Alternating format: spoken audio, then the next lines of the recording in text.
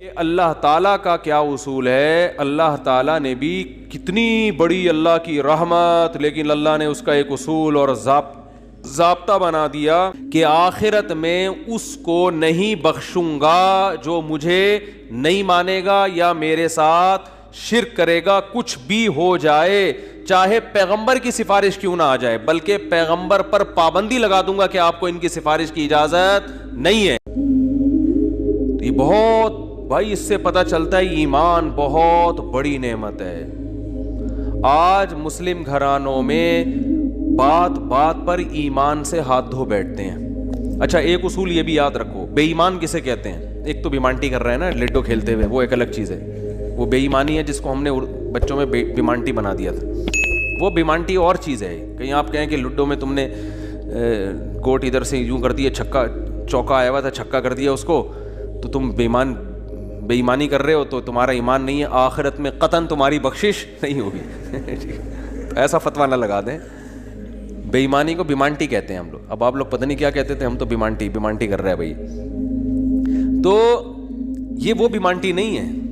یہ جو جس بیمانٹی کی قرآن بات کر رہا ہے نا، یہ کیا مطلب؟ اللہ کے وجود کا انکار کیا جائے، یا اللہ کے ساتھ کسی کو شریک مانا جائے، یا اللہ کے کسی پیغمبر پر اعتراض کیا جائے، یا اللہ کا کوئی حکم جس کے بارے میں آپ کو 2 اور 2 4 کی طرح معلوم ہے کہ یہ واقعی اللہ کا حکم ہے، اس حکم پر اعتراض کیا جائے. کیونکہ یہ تمام چیزیں اصل میں اللہ کا انکار ہی اس سے لازم آ رہا ہے، انکار ہی لازم آ رہا ہے، گویا آپ اپنے آپ کو اللہ سے بڑا بنا رہے ہو.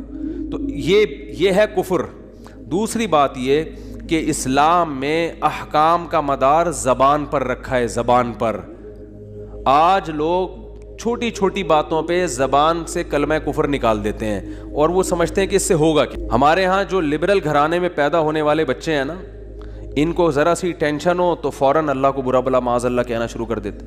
میں ایسے اللہ کو مانتا ہی نہیں ہوں. ایک خاتون کے میاں نے کہیں دوسری شادی کی بات کی، ان کی وہ کہہ رہی، میں اس خاتون نے فوراً کہہ دیا کہ میں ایسے اسلام کو ہی نہیں مانتی جو مرد کو اجازت دیتا ہے دوسری شادی کی. تو بھائی آپ کسی اور طرح سے لڑ لو اس سے، آپ اس کو نہیں کرنے دو.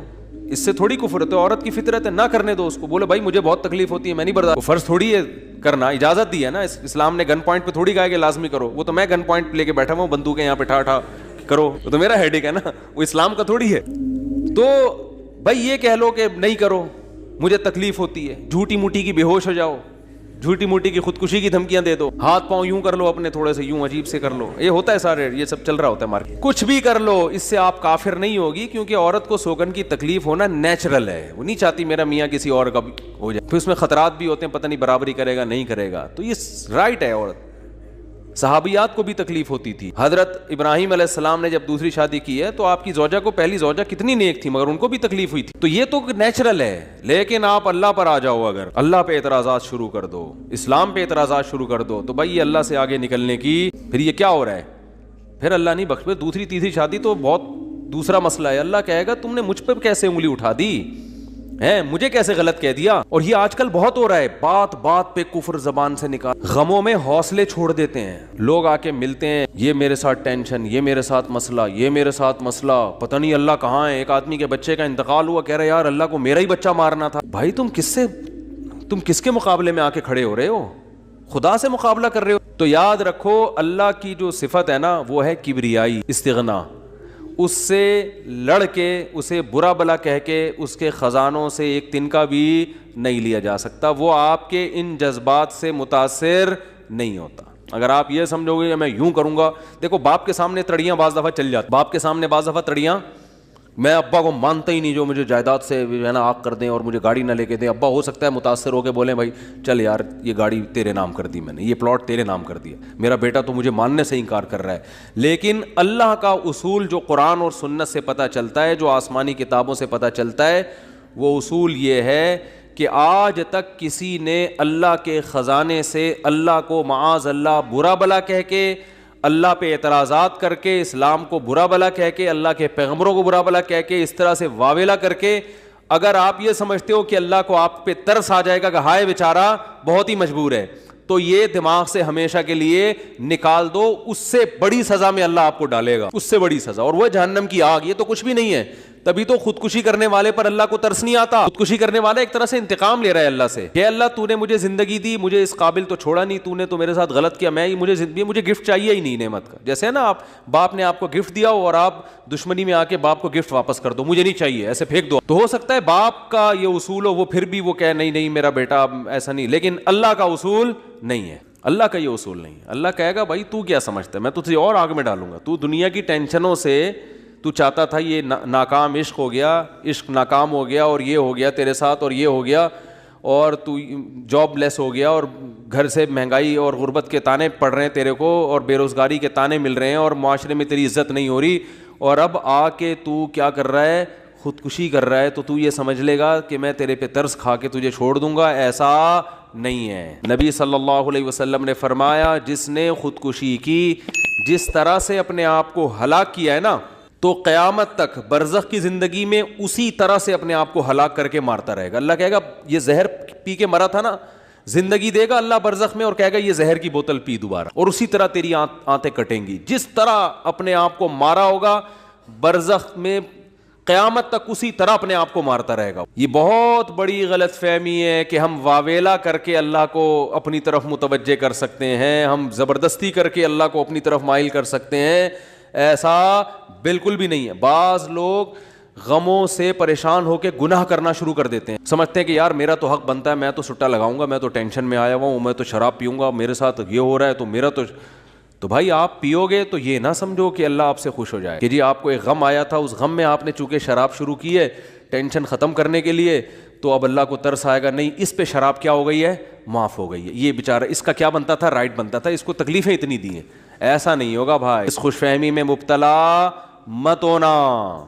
یہ اصول ہے, اللہ کا قانون ہے, یہ قرآن سے پتہ چلتا ہے, حدیث سے پتہ چلتا ہے. اللہ کو جھکنے والا بندہ پسند, جو اللہ بنانا چاہتے ہیں نا اپنی مخلوق کو, وہ کیا بنانا چاہتے ہیں, میں تمہارے ساتھ اچھا سلوک کروں برا سلوک کروں, تم بندے ہو, بندے بن کے رہو, ٹھیک ہے نا. کیا تم نے بس دعا ہی مانگنی ہے, اللہ یہ سب میرے ساتھ جو ہو رہا ہے یہ ٹھیک کر دے, میں ٹھیک کروں نہ کروں, تم نے ساری عمر کیا کرنا ہے, بس یہی مانگنا ہے کہ اللہ ٹھیک کر دے, اللہ محتاج ہے, اللہ یہ بھی ٹھیک ہو جائے, اللہ یہ بھی ٹھیک ہو جائے, اللہ بے روزگار ہوں روزگار دلا دے, میری مرضی روزگار دوں یا نہیں دوں, نہیں بھی دوں تم نے یہی کہنا ہے اللہ دلا دے. ساری زندگی اسی دعا میں گزارنی ہے تم نے, چاہے میں تمہاری دعا قبول کروں چاہے تمہاری دعا قبول نہ کروں, کیونکہ تم بندے ہو, میں خدا ہوں, خدا تم تھوڑی ہو, تمہاری تھوڑی چلے گی زمین پہ.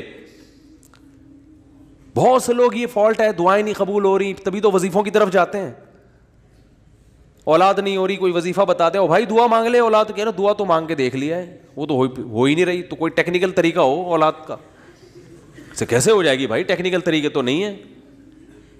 یونس علیہ السلام جب مچھلی کے پیٹ میں تھے, کتنا بڑا غم لگا نا آپ کو. یونس علیہ السلام مچھلی کے پیٹ میں, تو اللہ سے آپ نے دعا مانگی, وظیفہ نہیں پڑھا ہے. وظیفے پڑھنا بھی جائز ہے, اگر کوئی قرآن و آیتیں ہیں تو کوئی گناہ نہیں ہے, لیکن جو اصل جو اسلام کی روح ہے وہ کیا ہے, دعا. تو یونس علیہ السلام نے مچھلی کے پیٹ میں دعا مانگی, لا الہ الا انت سبحانک. دیکھو حضرت یونس علیہ السلام, ہمارا جو مزاج ہے نا وہ کیا ہے, یونس علیہ السلام کئی سال اپنی قوم کو تبلیغ کرتے رہے ہیں, قوم باز بولو نہیں آئی. حضرت یونس کو یقین ہو گیا اس قوم پہ عذاب آنے والا ہے, تو آپ نے اللہ سے نہیں پوچھا, اس لیے کہ آپ کا خیال تھا بھئی یہ عذاب تو آئے گا, تو میں اللہ کے خوف سے اب بستی کو پہلے چھوڑ دیتا ہوں. میں آپ سے یہ اجتہادی خطا ہوئی, یہ اجتہادی خطا ہوئی کہ بھئی اللہ کی پرمیشن کے بغیر آپ نے قوم کو کیوں چھوڑا. حالانکہ اس اجتہادی غلطی کے پیچھے جو اس کی بیس تھی وہ بیس بہت اچھی تھی, وہ اللہ کا خوف اور اللہ کی خشیت. اللہ کے عذاب سے بھاگنا یہ تو حکم ہے نا, فنٹر بننے کی تھوڑی اجازت ہے کہ جہاں عذاب آ رہا ہے تو کھڑے رہو وہاں دیکھو, ایسا تھوڑی ہے. قوم لوط پر جب عذاب آیا تو جو اہل ایمان تھے ان کو حکم تھا پیچھے مڑ کے بھی نہیں دیکھنا ہے, اس عذاب کو دیکھنے کی بھی اجازت نہیں, ڈرو اس سے بھاگو. جب قوم عاد قوم سمود کی بستیوں سے نبی گزرتے تھے تو چہرے پہ کپڑا ڈال کے جلدی اپنی رفتار بڑھاتے تھے, بھئی یہ اس عذاب کو اپنی آنکھوں سے بھی نہ دیکھو, خوف پیدا ہوتا ہے اس سے. تو اتنا زیادہ آپ صلی اللہ علیہ وسلم خوف زدہ ہوتے تھے. تو اللہ کے عذاب سے تو دور بھاگنے کا حکم ہے. تو اب یہاں کیا ہے کہ کیا بات چل رہی تھی یار, حضرت یونس علیہ الصلاۃ والسلام اللہ کے عذاب کے ڈر سے اپنی قوم کو چھوڑ کر نکل گئے. یہ بیس بالکل ٹھیک ہے بھائی, جب اللہ کا وعدہ بھی یہی ہے کہ جو قوم ایمان نہیں لے کر آئے گی تو میں اس کو تباہ کر دوں گا, تو حضرت یونس علیہ السلام کو خیال ہوا کہ بھائی یہاں سے نکل جاؤ. جب بیٹھے ہیں کشتی میں, کشتی ڈوبنے لگی تو ملا نے کہا بھائی وزن کشتی میں زیادہ ہے, ایک آدمی کو نیچے اترنا پڑے گا ورنہ سب ڈوب جائیں گے. کون اترے گا بھائی؟ قرآن اندازی ہونی چاہیے. قرآن اندازی میں نام کس کا آیا؟ یونس علیہ السلام. تو بتاؤ ہم ہوتے, ہم کہتے ساری زندگی تبلیغ کرتا رہا, اب جب عذاب آنے والا ہے تو اللہ کے خوف سے ہی نکلا میں, اس کا صلہ یہ مل رہا ہے کہ ڈوبنے والا کون ہے؟ بولو, میں ہی ہوں. بھائی مجھے تو زیادہ پروٹوکول, اللہ تعالیٰ کو 6 کشتیاں میرے لیے پہلے سے سمندر میں رکھنی چاہیے تھی نا, کیا ہو گیا؟ یہ ہماری سوچ تو یہی ہے کہ میں نے چونکہ فجر کی نماز پڑھی ہے تو میری دکان پہ کسٹمر 6 گنا زیادہ آنے چاہیے, پیسے سارے وہ کما رہے ہیں, نمازیں میں پڑھ رہا ہوں. اچھا میرے پر لوگ اعتراض یہ بھی کرتے ہیں کہ احتیاط اس نے کی, اس کو کرونا ہو گیا, اس نے احتیاط نہیں کی, اس کو نہیں ہوا, یہ مفتی لوگوں کو الو بنا رہا ہے. تو بالکل یہی ہے کہ نماز میں پڑھ رہا ہوں, روٹی کس کو مل رہی ہے؟ اس کو مل رہی ہے. احتیاط میں کہہ رہا ہوں, وہ کرونا بھی مجھے ہی ہو رہا ہے. ٹھیک ہے نا. تو اب اللہ سے تھوڑی کوئی لڑ سکتا ہے بھائی, تو اللہ کی مرضی جو اب احتیاط کے باوجود بھی کسی کو بیماری لگا دے, اور ایسے گلے مل رہے ہیں اور روزانہ چھینک رہے ہیں ایک دوسرے کے منہ پہ, انہیں کچھ نہیں ہو رہا, وہ تو اب اللہ کی مرضی, اللہ سے تھوڑی کوئی لڑ سکتا ہے. لیکن ہم تو ظاہر کے مکلف ہیں نا, ہم تو اسباب کے مکلف ہیں, تو اس لیے حکم دیا جاتا ہے احتیاط کا. تو خیر جب تک کرونا ختم نہیں ہوگا ہم بھی آپ کا پیچھا نہیں چھوڑیں گے, یہ ذہن میں رکھو آپ. تھوڑا تھوڑا جیسے 4 شادیاں آتی ہیں نا تڑکے میں, اس طرح یہ بھی آتا رہے گا تڑکے میں, کیونکہ لوگ نہیں کر رہے احتیاط تو کیا کریں. اچھا خیر, بات کہاں چل رہی تھی؟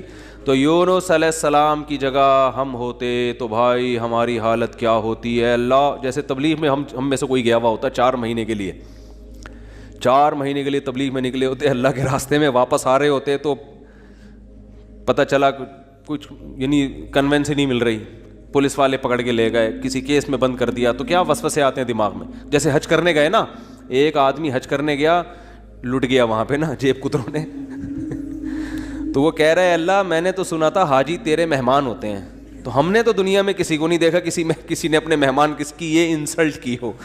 ٹھیک ہے نا, ہم نے تو نہیں دیکھا, میں تیرا مہمان بن گیا اور کچھ بھی نہیں بچا میرے پاس, سب کچھ ہی لٹ گیا. تو جلا ہوا آدمی تھا. تو یونس علیہ السلام کی جگہ کوئی اور ہوتا, ہم جیسے نالائق ہوتے, تو ہم کہتے اللہ ساری زندگی قوم کی مخالفت لے کے تبلیغ کرتا رہا, اپنا تن من دھن لگا دیا, نہ کاروبار کی طرف توجہ, نہ کوئی پیسے کمانے, جو روکھی سوکھی ملی کھا لیا. پیغمبروں کا تو کوئی اجرت بھی نہیں ہوتی, وہ تو بالکل ہی اللہ توکل پہ چل رہے ہوتے ہیں. اے اللہ غربت میں ایک وقت گزارا, کبھی کھانے کو ملا نہیں ملا, بس تیرے دین کو فوکس کیا. اب جب عذاب آنے والا ہے تیرا اس قوم پہ, تو تیرے خوف سے نکلا میں, جو تیرا ہی حکم ہے کہ مجھ سے ڈرو, میرے عذاب سے ڈرو. اب کم از کم کوئی 2-4 کشتیاں یا ہوائی بحری جہاز کوئی کھڑا ہوا ہوتا میرے استقبال میں, اور اگر نہیں تھا میں نے اپنے خرچے سے پہ کشتی لی ہے میں نے. ٹھیک ہے نا. ذمہ داری کس کی بنتی تھی اللہ؟ ذمہ داری تیری بنتی تھی کہ کشتی کا انتظام تیری طرف سے ہو. بھائی گورنمنٹ اگر کسی فوجی کو کسی مہم پہ بھیجتی ہے, اب جو امریکہ کے فوجی افغانستان آئے ہوئے ہیں ان کو باعزت واپس نکالنا کس کی ذمہ داری ہے؟ بولو نا, امریکہ کی ذمہ داری ہے نا. تو تبھی تو فوجی کہہ رہے ہیں بھائی تم نے ہمیں عزت کے ساتھ جب بھیجا ہے تو عزت کے ساتھ پٹھانوں سے بچا کے نکالنا کس کی ذمہ داری ہے؟ یہ امریکہ کی ذمہ داری ہے نا. تبھی امریکہ قطر میں کوشش میں لگا ہوا ہے کہ بھائی یہ کسی طرح اپنی عزت بچا کے واپس آ جائیں گے. اور بالکل صحیح کر رہا ہے امریکہ اپنے لحاظ سے, اس کا فرض بنتا ہے جب آپ نے فوجیوں کو بھیجا تو واپس بھی تو لے کر آؤ نا ان کو. تو بالکل میرے بھائی یہ بات ذہن میں آ سکتی تھی یونس علیہ السلام کے کہ اللہ یہ سب میں نے تیرے لیے کیا ہے, اب تیرا عذاب آ رہا ہے تو مجھے تو یہاں سے فرار ہونا ہے بستی سے, تو کشتی کا انتظام کرنا میرے ذمے نہیں ہے بلکہ کس کے ذمے ہے؟ تیرے ذمے. چلو میں نے اپنے خرچے پہ کر لی. اب اے اللہ تو خود ہی اگر ڈوب رہی, اول تو ڈوبنی نہیں چاہیے, تجھے تو یہ طاقت ہے کہ 100 آدمی بھی کشتی میں بیٹھ جائیں, جب تک تیری مرضی نہیں ہوگی کشتی کلٹی, بولو, نہیں ہوگی, یہ نہیں کلٹی ہو سکتی.